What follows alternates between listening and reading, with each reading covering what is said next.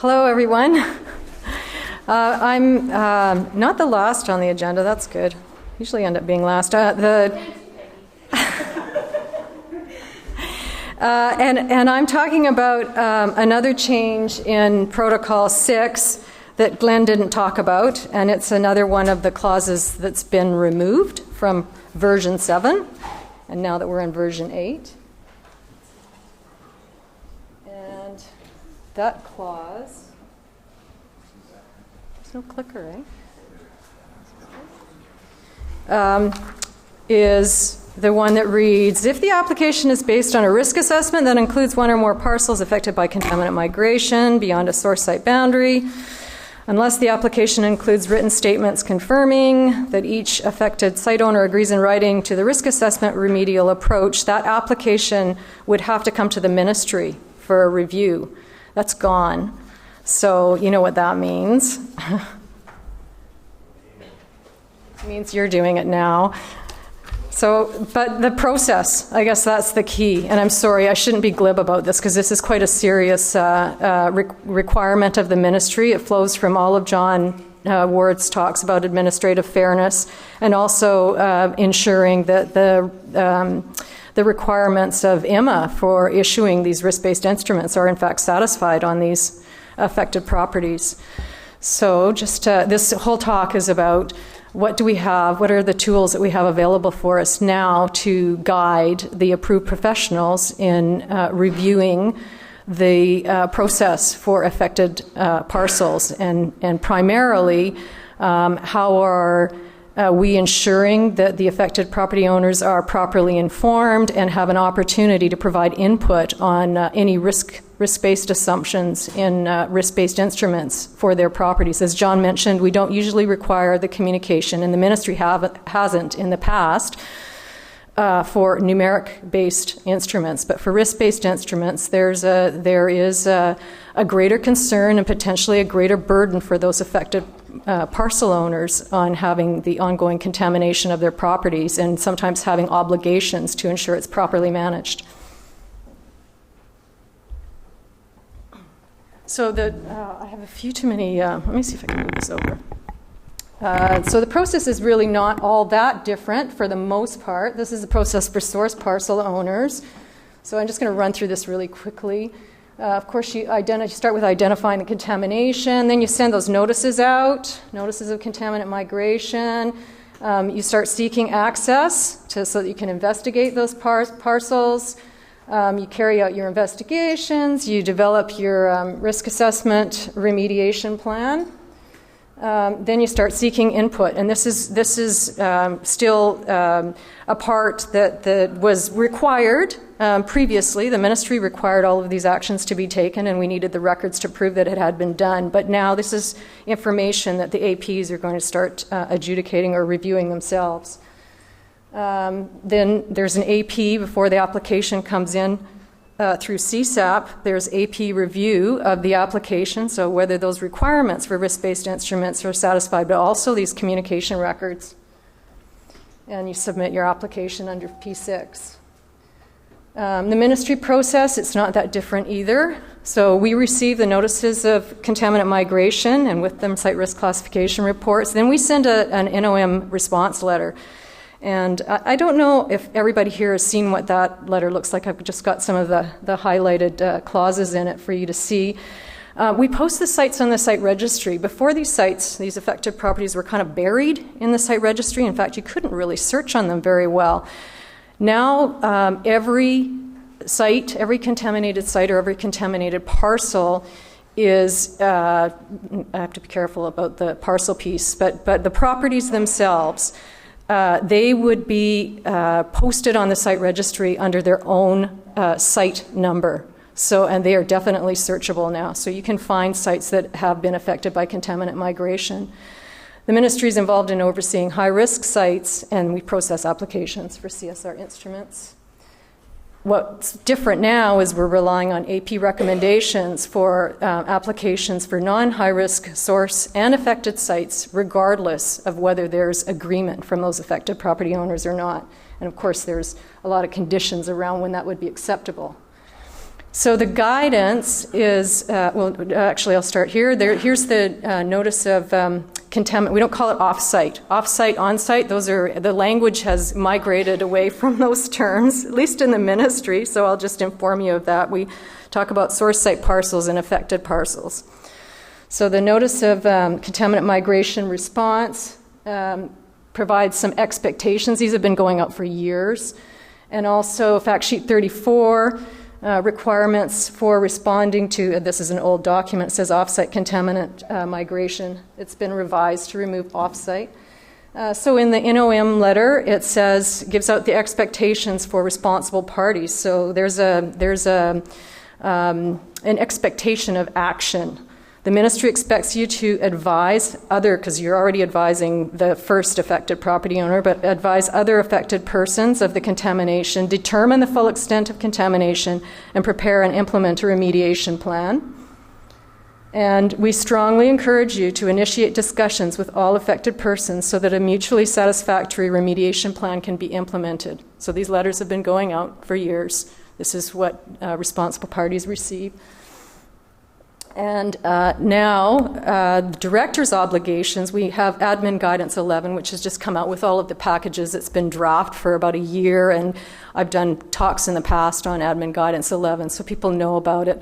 A lot of what was in it we were requiring when the ministry was doing these reviews ourselves.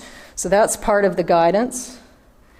And in Admin Guidance, it talks about, right up front, it talks about administrative fairness. Again, this is really critical to this process. So the ministry must ensure that affected parties have an opportunity to review and comment on relevant site investigation information and on any proposed remediation in relation to contamination migration onto their land, and allow adequate time for affected parties to review information and consider any comments received before making any decisions. So there's your administrative fairness obligations of the ministry. And I have to put this statement in because this is one that we often advise people of when we get calls about either from affected property owners or from the source site owners, and there's disputes. And the ministry gets a call, we can't agree, and they're not being reasonable. So the ministry's role is to protect human health and the environment under the authorities granted in EMA. That's really important. So the ministry has some functions and some authorities in EMA, and as decision makers, we can issue orders, we can impose requirements for independent remediation, and we issue instruments. And so in carrying out those functions and responsibilities, we have a duty to ensure that human health and the environment is protected. But we also have a duty to undertake administrative fairness in carrying out those decisions. One thing that's unique about the instruments is that they're voluntary, so that's an action that's initiated by somebody else, not by the ministry. So just like for a permit, when somebody comes in with a request for a permit, there's a consultation obligation attached to that, and that's the obligation of the ministry, but it's passed on to the applicant, and that's the same in this instance. So the second document, this also refers to Admin Guidance 11, but also Procedure 12. So both of those are kind of sister documents. There's a lot of detail. And just like John didn't want to get into the details, neither do I. So I'm just going to kind of hit the principles behind it and the highlights, and then hopefully we'll have a little bit of time, either after I talk or I think there's questions at the end, because I suspect there could be some questions about how people are going to handle these review of communication records. So just going to the right to the top, why communicate when somebody has contaminated a neighboring property? Well, there's reasons like it's the right thing to do, builds trust and cooperation, and if somebody wants to get an instrument, then that's probably the best way to get to the end point. But from the ministry's perspective on what the requirements would be to meet conditions for a COC, protect human health and the environment, then the reasons to communicate are to ensure that the investigations are adequate. Have you missed something on somebody's property? Did you assume that their house was slab on grade and they have a crawl space with a dirt floor or something like that? Is there something that's really quite relevant to this decision that you need to talk to that affected property owner to learn about? Are the assumptions of current and reasonable future land use or water or sediment use valid? And you need to know if there's an application for a building permit, or there's something that's going to be going on very quickly on that site that would result in a change in the conditions or the land use. Are the assumptions of any risk assessment valid and appropriate? And so in that case, again, it kind of relates to the use of the land. Would there be some activity that's going on that land, like a daycare? You think that you've got commercial on grade, and it turns out there's some kind of courtyard in the middle, and there's a daycare and children using that property, and you didn't know that. And then finally, are any restrictions on land, water, and sediment use or risk management actions, maintaining access or monitoring wells or pavement or whatever, are they appropriate and achievable?